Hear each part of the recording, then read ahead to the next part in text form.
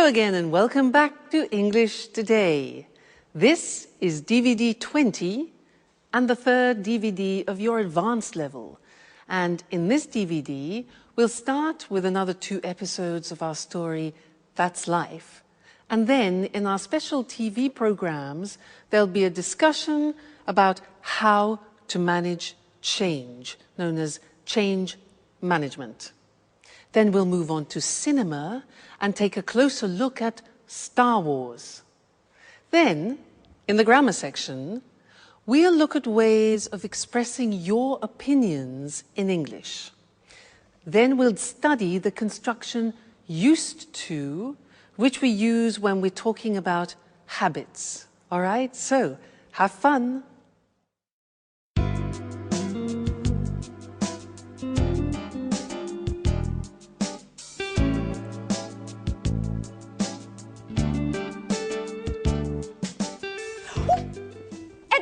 Stop! Put that infernal gadget away. That's enough. There's a limit to everything, you know. Great. That's it, Anne. Go on like that. You are fantastic. Oh, fantastic, my eye. I told you to cut it out. Alice! Alice! Yes, Anne, what can I do for you? Stop laughing. Oh, Anne, and tell your director friend to give it a rest. And put away that damn video camera. I absolutely do not want to be filmed like this. Have I made myself perfectly clear? Hi, Alice. Hey. Good morning, Edward. Can't stop working, eh?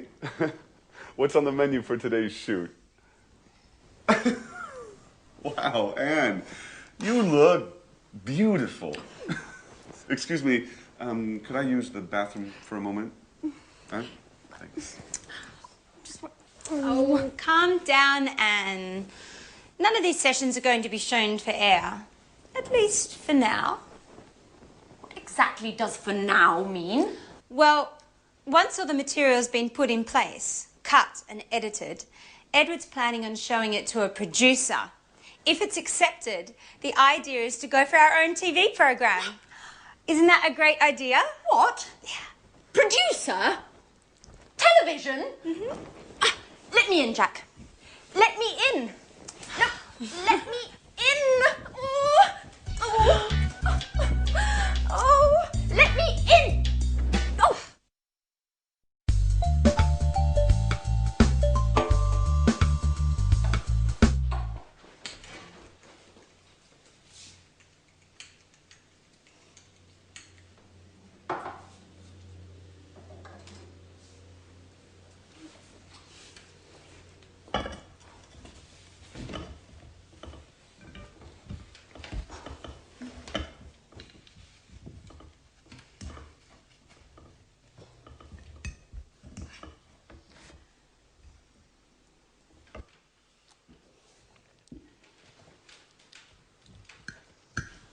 So, Anne, what do you think of Edward? In what sense? As a man or as a director? Do you really have to ask? As a man, of course. Well, I've just met him, so I can't really say. But as a director, my view is that he's a bit too intrusive. Come on, Anne, get over it. That's his job. In my opinion, I think he's just great. Oh, what's this I'm hearing? Our little Alice might be in love? Well, yes. As I see it, Anne, this is the first time in my life I've fallen head over heels in love. So much in love. But he doesn't even notice me. You know, we share so many common interests and we see things in the same way. We can talk for hours on end, but it just ends there. He looks on me as a good friend. Nothing more, nothing less. You know, I'm really not used to that role. Usually I'm the one to keep others at bay. Yes, I remember. Tom, Frank, David. How many broken hearts have you left behind? So tell me, have you asked Edward how he feels about you? No, of course not. Look, Edward isn't interested in some relationship. He's profound and introspective, spiritual. He's a person who enjoys observing and analysing others. Yes, if you ask me, too much so. Anyway, I can't agree with you, I'm afraid. Even spiritual beings, personal longings, I think you should tell him. And who knows, your Edward might be much more human than you think. Oh, maybe you're right. But I have to think of a special way to show him just how I feel. Maybe I should see what my horoscope has to say. Yes, I've just had a brilliant idea.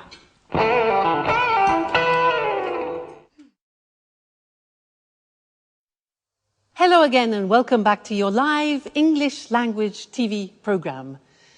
Did you hear in that episode how the girls were talking about their love problems? They were exchanging opinions about their love problems. Well, that's what I want to study with you now, is how do you express your opinion in English and how do you ask other people for their opinion? Now, to do this, I want to talk about an article which I read yesterday, in fact, in this magazine about women. And the article made some statements, and I want to ask you what your opinion is about the statements that I read, and I will tell you mine, all right? Well, I read this. Women are less rational than men. Women are less rational than men. What do you think about that? Yeah, well, I can go along with that. I agree in a way women are more emotional and more instinctive. Yeah, do you agree? Next thing. Other thing they said is women are less intelligent than men. Women are less intelligent than men. Now, what do you think about that? Well, I totally disagree with that. I don't know about you. Women are less intelligent than men. Who wrote this article? Men are stronger than women. Do you agree? Well, yeah, I mean, physically, men usually are stronger than women. Maybe emotionally and morally, we could debate the fact. Yeah? Maybe? Okay. Next one. Men make better leaders than women. Do you agree with that? Yeah, up to a point. I mean, most of the leaders in this world are men. But maybe it's because women haven't had enough chance to be leaders yet. Who knows? All right, and the last one is a woman's place. A woman's real place is in the home. What do you think about that? I totally agree. A woman's place should be in the home. This article. Let's move to language. Maybe it's better.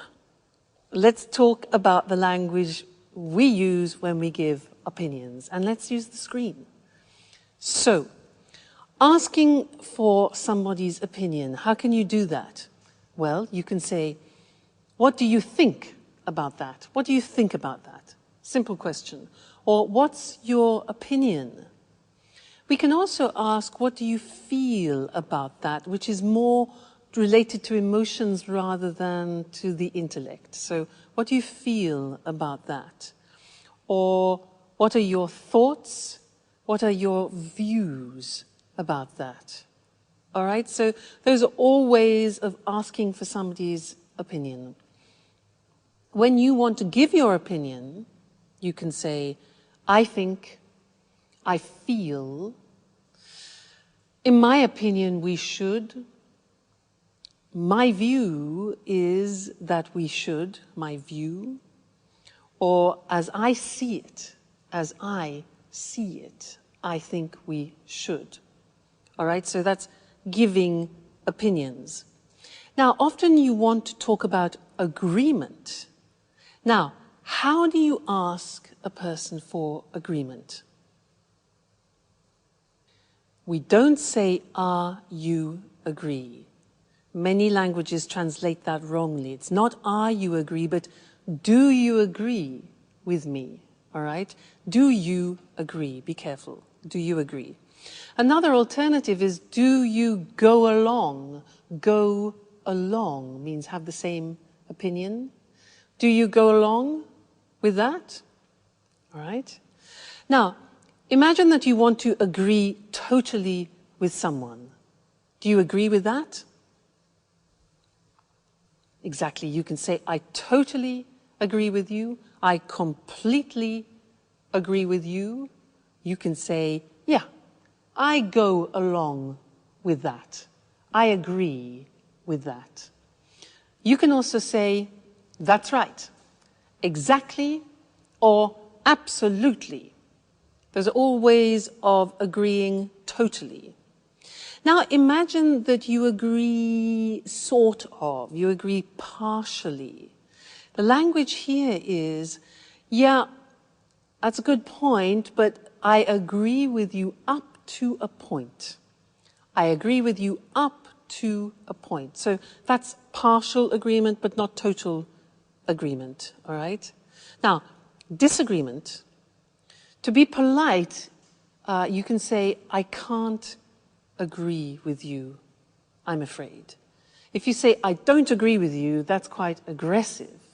So it's better to say, "I can't agree with you, I'm afraid," for example, if you're in a meeting. But if you want to be aggressive, you can say, "I totally disagree with you." All right, so that's an aggressive disagreement. And you could also say, "Oh, come on, come on." All right, so there we looked at exchanging opinions, giving opinions, asking for opinions, and then talking about agreement, agreeing totally, partially, and disagreeing. I'm sure you'll find that very useful because it's what we do every day. All right, so happy practicing and see you in the next lesson. Bye.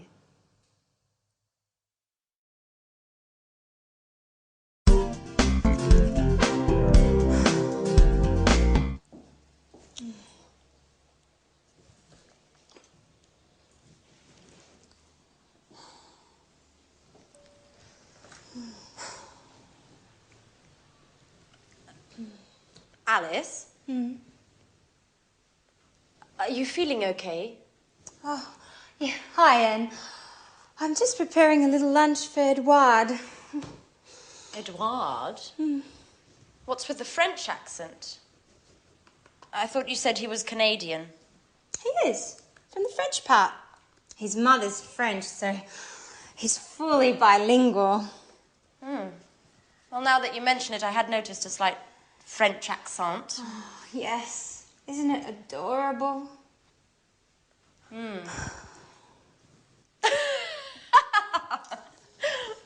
Well, I must say, love does work wonders. I'm not at all used to seeing you as a housewife. Well, to tell you the truth, I haven't got used to it yet. You know, I just hope I got the recipe right. You know, I followed the instructions to the letter. But you know I feel like a fish out of water with these things. So, you've decided to go for Edward's jugular. Well, not only that. Here's the crowning touch. What is it? It's a Chinese fortune cookie with a little note inside. What a romantic idea. Do you think? I wrote the note myself. I thought I would surprise him by hiding it inside his napkin. Like this. What do you think? I think it's just perfect. You'll see. It will go straight to his heart. Oh. Wait, stop.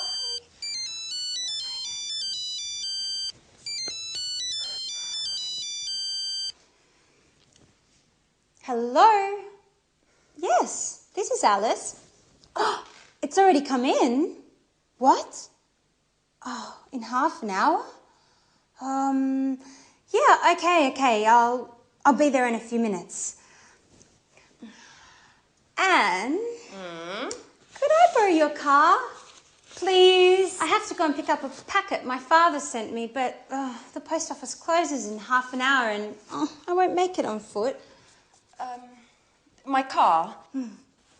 You don't have a license? Oh, don't worry about it. I have it. And anyway, I always used to drive. You know, my dad's got a car just like yours. Okay, I'm off.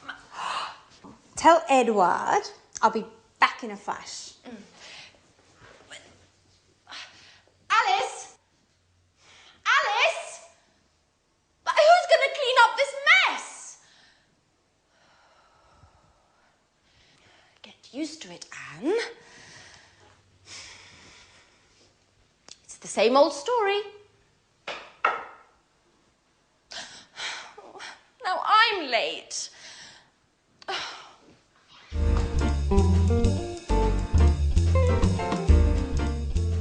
Oh, I can't believe I always get myself into these situations. I'm late and here I am helping Alice with her grand plan. Hi, Anne. Oh, hello. Oh, that smells great. My compliments to the chef. Oh, no, Edward. It's not like you think. I have to go. I've got a meeting with my boss.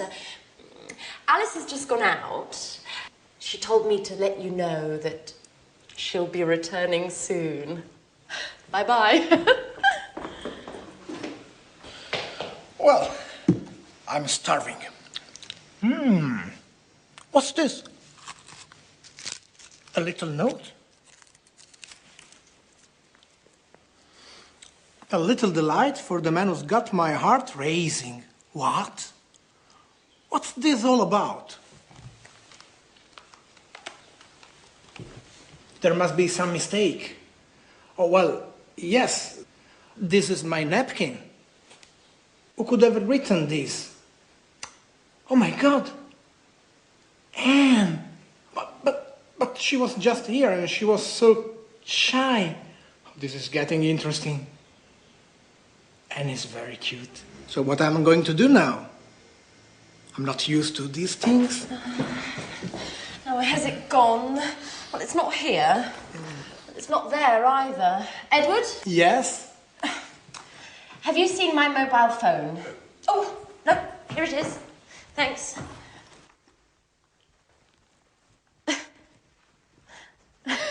Pardon me.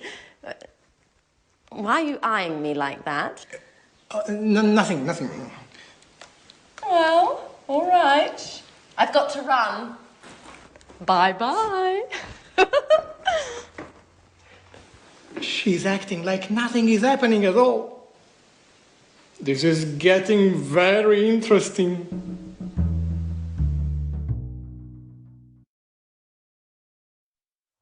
Hello again and welcome back.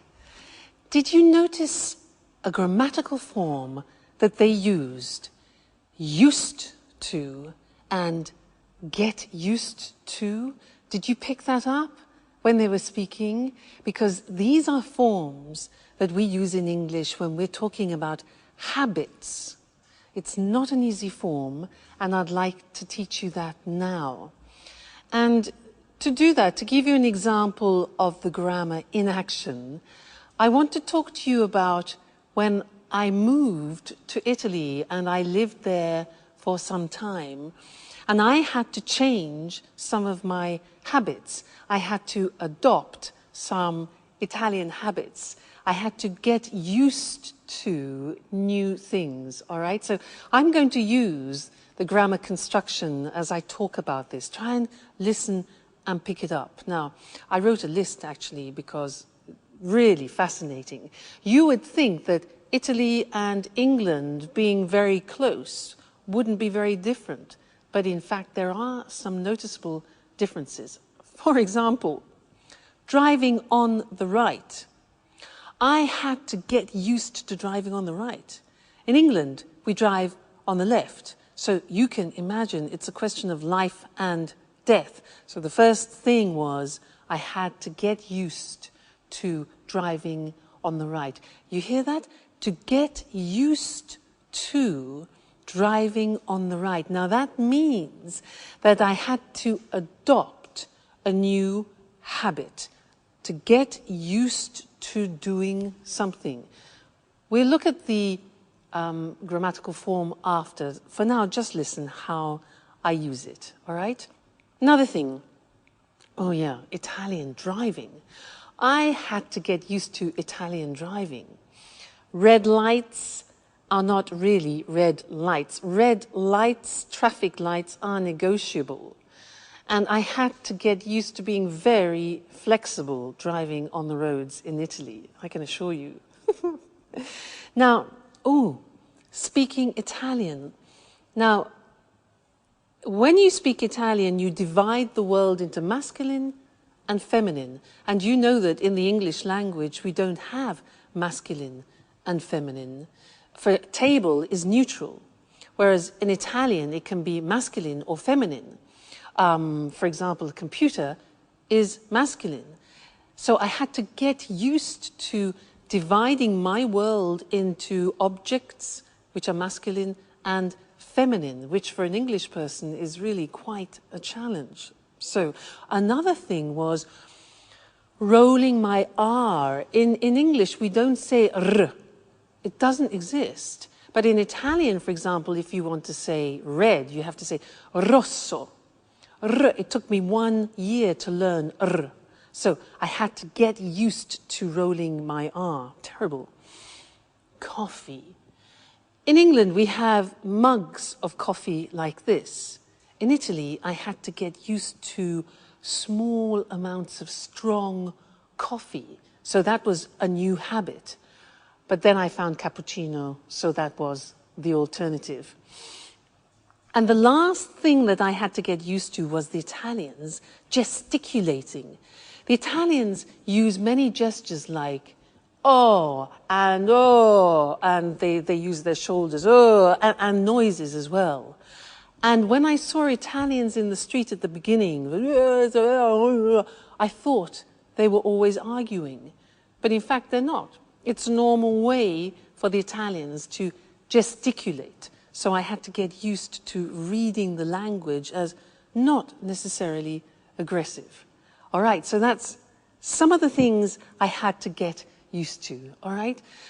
Let's go and look at this grammatical form now because it's not easy to use, all right? Let's look at the screen. So to get used to is followed by the gerund form. And it describes this process of changing and taking on a new habit. Look at the examples. I'm getting used to speaking Italian every day. Used to speaking Italian. Now, we use the verb get used to, because it describes the process. And you can put the verb get into any tense, present tense, past tense, future, no problem. Here we have it in the present continuous. So, I'm getting used to speaking Italian every day. Listen to the pronunciation. I said used with a T sound. Used, not used or used. Used. That's very important to distinguish it from the other verb, use. Okay? Used. The next example, I still haven't got used to driving on the right. Here we have it in the present perfect. I haven't got used to driving on the right. Next example, don't worry, you'll get used to it.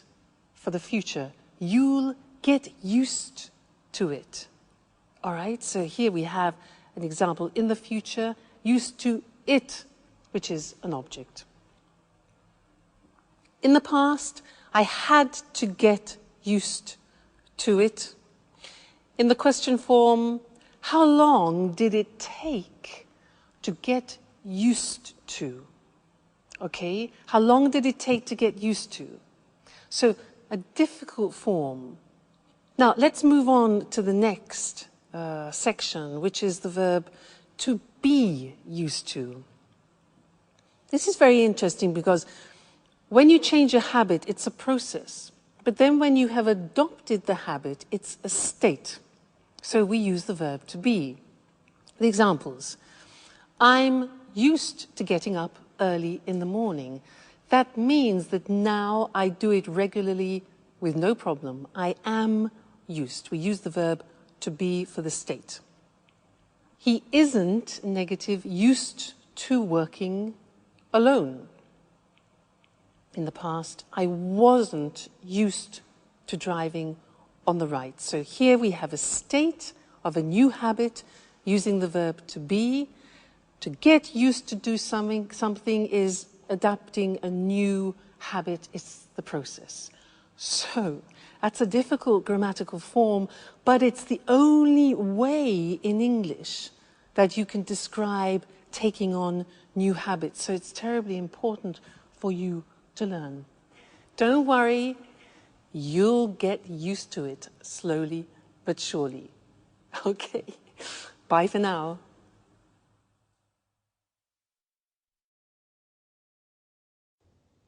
Hello, and welcome to this week's edition of Let's Talk, our evening discussion program with our commentators, Tom and Marie. Good evening, everyone. Good evening. According to a recent report from the EU on the economies of the Eurozone, many companies are going through a difficult period. Senior managers are realizing that business as usual is no longer possible. Many companies need to embrace radical change in order to survive. What do you think about this situation? Well, it's true that today companies must face up to the fact that they may have to change the way they do business. New technology is making this change necessary, and new competition can result in a company having to completely rethink its business plan. I agree. Another example is when a company decides to enter a new market and becomes very successful. This success can require changes to the way the company does things. All these situations result in changes being needed to the way a company operates. It's not easy to make changes to the way a company operates and the way people work. How can a company do this successfully? Well, there's been a lot of research on this topic. It's called the change management process. I see. So what are the elements of a successful change management process? Where do you start? Well, it's important to analyze the situation carefully before embarking on a process of change. A good analyst will identify the key areas of a company's operations that need to be changed. Then an effective change strategy needs to be drawn up. This says exactly what needs to be changed. That's right. Input to the strategy can come from the management team or an external consultant. In addition, all the company's workers should be asked for ideas. Sorry, I don't quite follow that. Do you mean that the workers in a company should be able to decide what changes are made? No, that's not what I mean. Everyone in the company should be canvassed for suggestions on changes that could be made to the company. This enables employees to buy into the change process. They feel included and are more likely to implement the changes once they've been decided. Okay, I see. It's clear now. So, lots of people input into the change strategy. And what happens next? Well, now the strategy has to be implemented. It has to be put into action. This can be the most difficult stage of the change management process. Staff need to be told about the changes, and some may need training on new ways of doing things. A member of the management team should be available to answer questions from employees about the changes taking place. And once the changes have been implemented, is that it? No, it's not.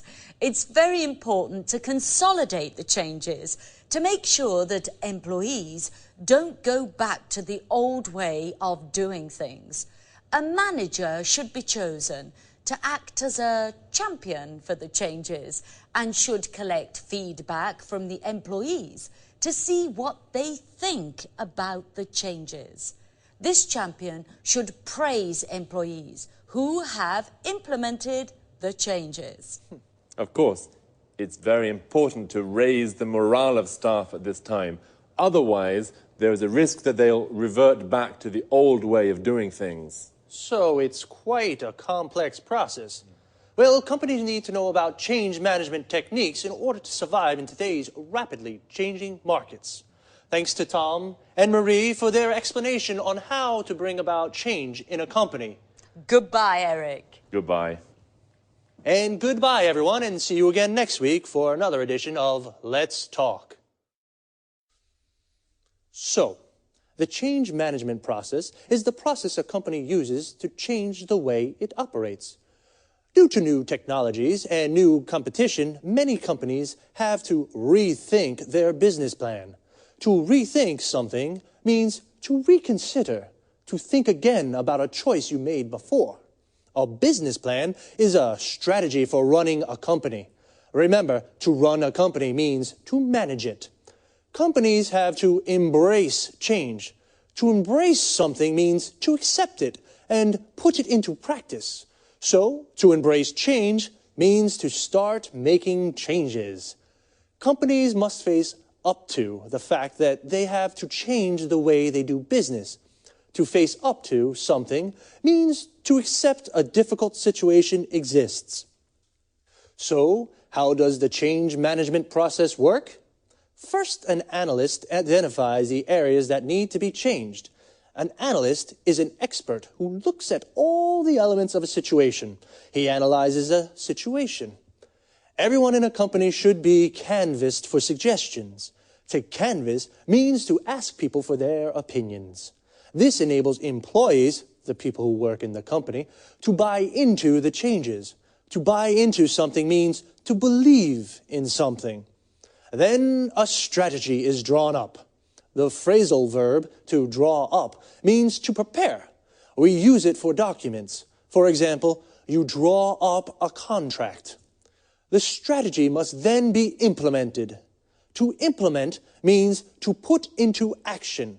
Once the strategy is implemented, it's important to consolidate it. To consolidate it means to make stronger. And employees should be asked for feedback to see what they think of the changes. Feedback means opinions about something. Well, folks, we've come to the end of today's program. See you again soon. Good morning, everyone, and welcome to another edition of Talk Cinema.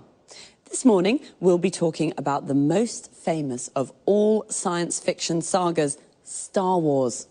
As always, in the studio with me is Sanjeev Gupta, our cinema expert. Welcome, Sanjeev. Hello, Lucy. Hello, everyone.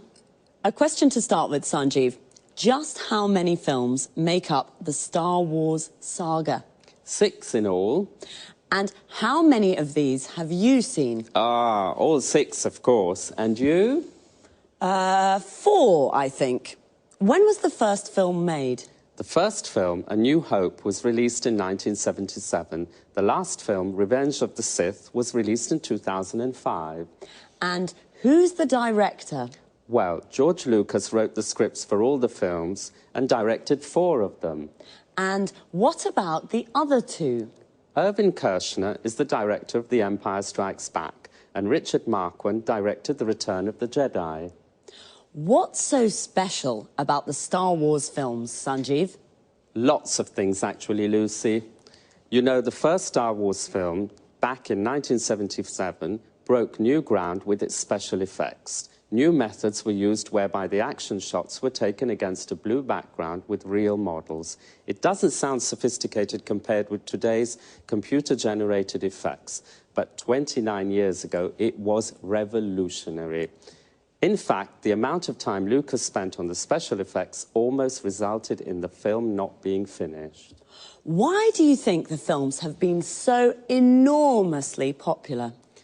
We're dealing with science fiction here, but really the storylines in the films draw on themes common not only to science fiction, but also to classical mythology. Really? Interesting. Yes, then there's the obvious struggle between good and bad. There's the famous force, the energy field that can be used for good but also for bad. Love plays a big part in the saga, as does the eternal struggle for power and domination. Love, power and domination, yes. So, have the films made a lot of money? It's been estimated that the films, along with the TV series, books and video games that have been made around the Star Wars theme, have generated $20 billion over the last 29 years. So, $20 billion, yes, that's rather a lot of money. And what about the music in the movies? I really love the music. Yes, I think the music has played an important role in helping people to remember the films. John Williams composed the scores for all 6 films. The style he uses has changed as the years have gone by.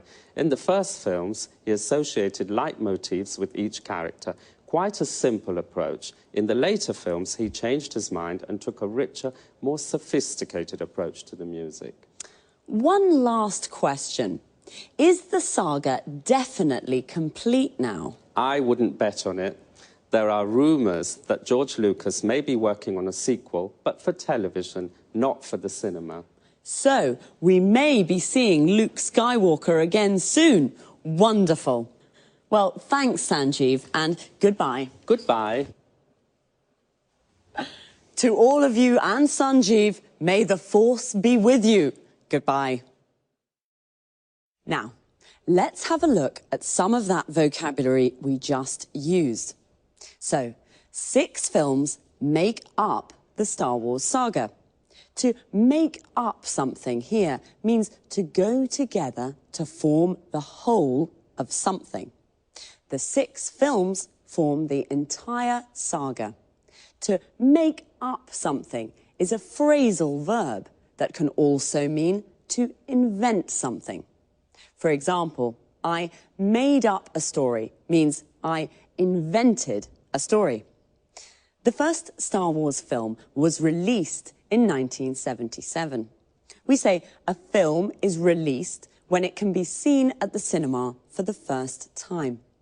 It broke new ground with its special effects. To break new ground means to do something for the first time. It broke new ground because it was the first film to shoot the action shots with real models. An action shot is a scene of a film with action. For example, a car chase or a battle. And what are special effects? They're visual effects added to a film after the shooting has been completed. The shooting is the filming process of a film. The special effects used in the first Star Wars films were not very sophisticated compared with the computer-generated effects of today's films. Computer-generated effects are special effects that are made using a computer. The soundtracks of the Star Wars films have also become very famous. The soundtrack of a film is its music. In the first films, John Williams, the composer of the soundtracks, associated leitmotifs with each character. A leitmotif is a reoccurring musical or visual theme associated with a particular character, situation, or emotion. Well, we have, as usual, run out of time, so goodbye for now.